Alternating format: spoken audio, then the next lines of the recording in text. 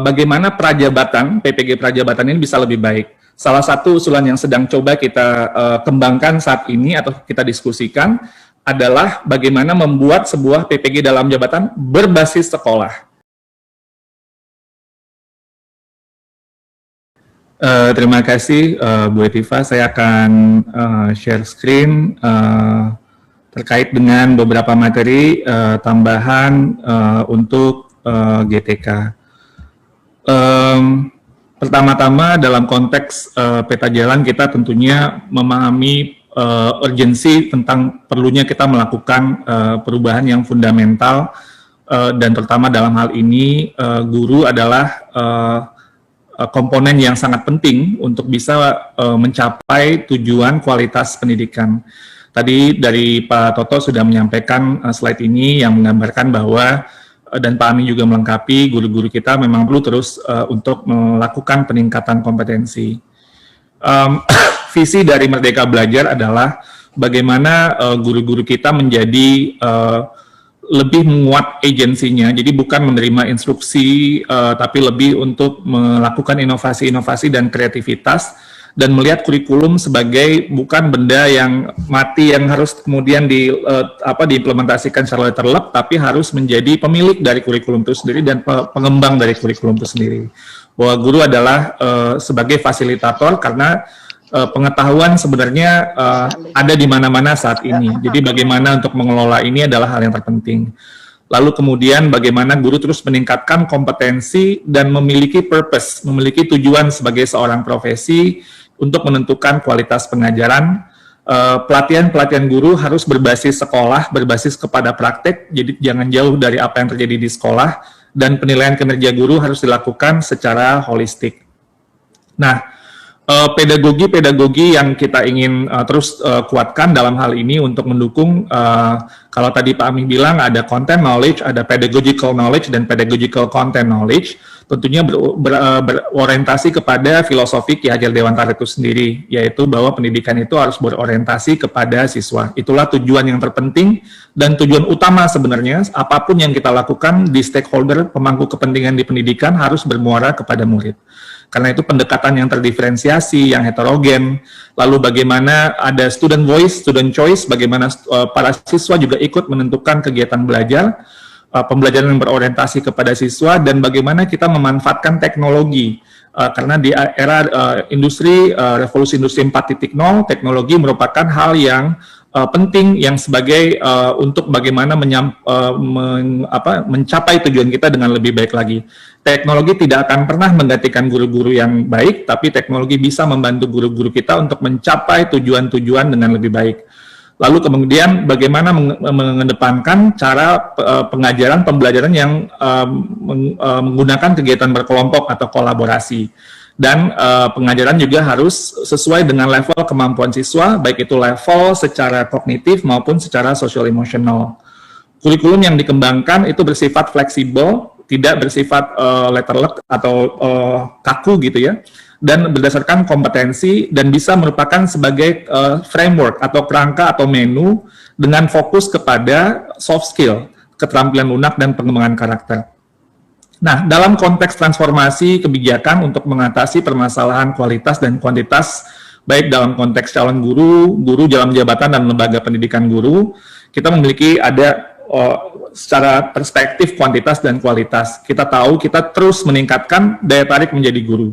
Kalau ini bagi saya ini hashtagnya ayo jadi guru gitu ya. Bahwa kita harus mengedepankan narasi-narasi yang positif tentang guru, bagaimana generasi muda bisa lebih tertarik untuk mengikuti profesi guru. Kemudian adanya kampus-kampus perintis yang mengembangkan program mengajar di sekolah sehingga menumbuhkan minat karir menjadi guru. Di sini Kampus Merdeka menjadi salah satu cara kita juga untuk bagaimana mahasiswa-mahasiswa yang dari non kependidikan kemudian bisa diberi kesempatan untuk ikut kampus mengajar sehingga menumbuhkan minat mereka. Mungkin seperti saya juga seorang dulunya salah jurusan gitu ya, sehingga kemudian menjadi guru udah agak telat gitu. Dan insentif untuk calon guru juga dalam masa pendidikan profesi perlu kita lakukan. Kapasitas lembaga LPTK ini merupakan seperti yang Pak Ami sampaikan adalah kawah candra di muka kita untuk melakukan pendidikan guru yang betul-betul profesional. Bayangan kita atau tujuan kita adalah seperti halnya transformasi yang ada di pendidikan tinggi, bahwa kita harus bervisi pendidikan guru kelas dunia. Bahwa kita memiliki mimpi bagaimana pendidikan guru di Indonesia bisa menghasilkan guru-guru yang berkualitas yang diakui secara internasional, sehingga guru-guru kita pun sebenarnya bisa siap kerja dalam persaingan untuk secara internasional.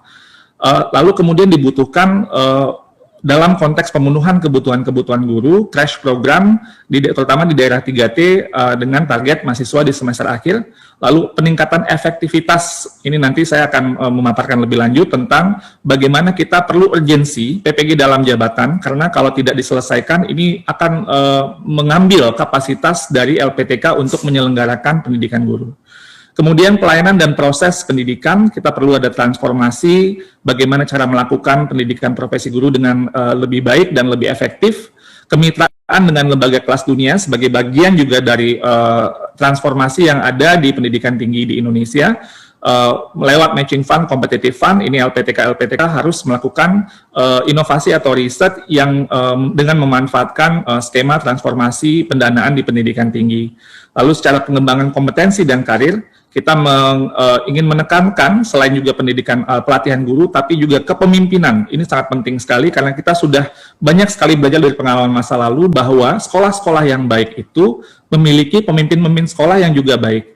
Jadi artinya peran kepemimpinan ini sangat luar biasa penting. Kita harus hyper fokus di sini karena ini wilayah yang mungkin selama ini tidak begitu terlalu diperhatikan, sehingga kepemimpinan sekolah kita bisa lebih baik lagi dan tidak terpengaruh oleh hal-hal yang lain, termasuk misalnya dari dinamika politik daerah. Sehingga ketika kita menumbuhkan bibit kepemimpinan melalui guru penggerak pada saat ini untuk menjadi kepala sekolah dan pengawas sekolah, mereka bisa menjalankan tugas mereka secara profesional dan betul-betul berorientasi sekali lagi kepada murid.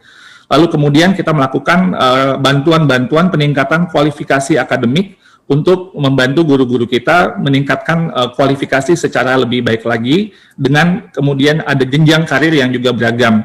Kita memikirkan bahwa nanti ada jenjang karir yang fokus kepada mengajar, juga ada yang fokus kepada kepemimpinan. Menambahkan sedikit Bu Hetiva tentang sebuah visi tata kelola guru kita ini harus ada keseimbangan antara supply dan demand. Bahwa ketika ada guru yang pensiun, itu harus bisa digantikan dengan guru yang baru. Inilah yang menurut saya yang perlu kita bersama-sama untuk mengelola tata kelola guru ini dari semua kementerian dan lembaga, sehingga sistem supply dan demand yang seimbang ini bisa terjadi. Pada saat ini mungkin sedang perlu kita tata kelola, kita benahi tata kelola ini dengan lebih baik lagi. Nah, selain itu, bahwa pendidikan guru itu sendiri pun juga ada kompleksitas dengan guru dalam jabatan. Sejak tahun 2006, dengan adanya Undang-Undang Guru dan Dosen, seluruh guru dalam jabatan diwajibkan untuk ikut sertifikasi guru, sehingga dari LPTK itu memiliki beban untuk melaksanakan pendidikan guru dalam jabatan. Jadi ini menimbulkan sebuah kompleksitas dari bagaimana penyelenggaraan PPG. Jadi misalnya pada saat ini dalam hitungan kami, ini diperkirakan potensi yang guru-guru yang harus mengikuti PPG dalam jabatan itu bisa mencapai kurang lebih 2 juta. Ini termasuk guru honorer yang saat ini sedang akan melalui proses seleksi rekrutmen ASN P3K. Nah, artinya jika 2 juta ini kita selesaikan dengan kapasitas yang ada sekarang, ini diperkirakan baru akan selesai 2035 atau 2040 ya. Ini sangat luar biasa tantangannya, karena itu kita memerlukan sebagai terobosan, sebagai langkah untuk menyelesaikan ini. Dan juga bahwa LPTK kita pun juga bisa lebih fokus kepada pendidikan guru prajabatan, jadi calon-calon guru. Jadi kalau selama kapasitasnya tersedot untuk kapasitas dalam jabatan, untuk prajabatan tidak akan bisa maksimal. Kita bisa melihat dari data bahwa sejak 2006 sampai sekarang, prajabatan hanya menghasilkan kurang lebih tidak sampai 30.000 lulusan. Nah, ini merupakan tantangan bagi kita supaya tata kelola ini bisa kita lakukan dengan lebih baik lagi. Sementara yang tadi dari data dari Pak Ami juga disampaikan bahwa ada dualisme pendidikan guru. Karena ada program sarjana S1 kependidikan yang menghasilkan lulusan sekitar 300.000 lulusan per tahun, namun mereka tidak langsung atau tidak masuk ke dalam pendidikan profesi guru. Nah, kemudian ini menjadi adanya semacam efisien dalam sistem kita bahwa untuk menjadi guru yang profesional yang harus melalui PPG itu mekanismenya belum bisa terjadi secara maksimal. Dan penyelesaian supply dan demand ini menurut kami harus dilakukan secara komprehensif. Kita perlu membenahi daya tarik guru, attraction channel, lalu kapasitas kelembagaan itu perlu diperbaiki, bukan hanya sebagai kuantitas tapi juga kualitasnya, perlu program-program yang inovatif, lalu kualitas proses dalam PPG yang sering juga menjadi sorotan, rekrutmen. Nah, juga kadang-kadang kami menemukan bahwa belum tentu lulusan PPG prajabatan calon guru itu direkrut langsung ke dalam sistem. Ini merupakan PR kita bersama untuk bisa menyelesaikan ini sehingga mekanisme rekrutmen bisa menjadi lebih baik.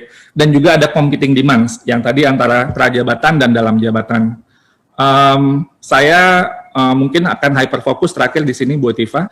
Sebuah usulan untuk transformasi pendidikan profesi guru dalam jabatan yang sudah kami diskusikan dengan teman-teman LPTK juga, baik negeri maupun swasta dan para pakar-pakar pada saat ini kita terus berdiskusi termasuk juga dengan organisasi dan asosiasi profesi guru. Bagaimana prajabatan, PPG prajabatan ini bisa lebih baik. Salah satu usulan yang sedang coba kita kembangkan saat ini atau kita diskusikan adalah bagaimana membuat sebuah PPG dalam jabatan berbasis sekolah. Jadi dengan demikian, guru-guru tidak perlu untuk meninggalkan sekolah dan pembelajaran PPG dalam jabatan bisa betul-betul fokus pada problem solving apa yang dihadapi oleh guru-guru tersebut di sekolah. Sehingga pembelajaran guru-guru pun menjadi lebih relevan. Kita bisa mengembangkan dengan metode problem-based learning, di mana guru mengidentifikasi permasalahan apa yang dihadapinya dalam pembelajaran di kelasnya, lalu kemudian itu menjadi fokus dari pembelajaran guru tersebut selama PPG dalam jabatan. Lalu kemudian mengidentifikasi solusi dan kemudian menerapkan solusi tersebut melalui project-based learning dan nanti akan dipresentasikan dan menjadi bagian dari ujian kelulusan di PPG dalam jabatan. Mungkin nanti kami akan terus melakukan iterasi ide-ide ini, mudah-mudahan bisa menjadi terobosan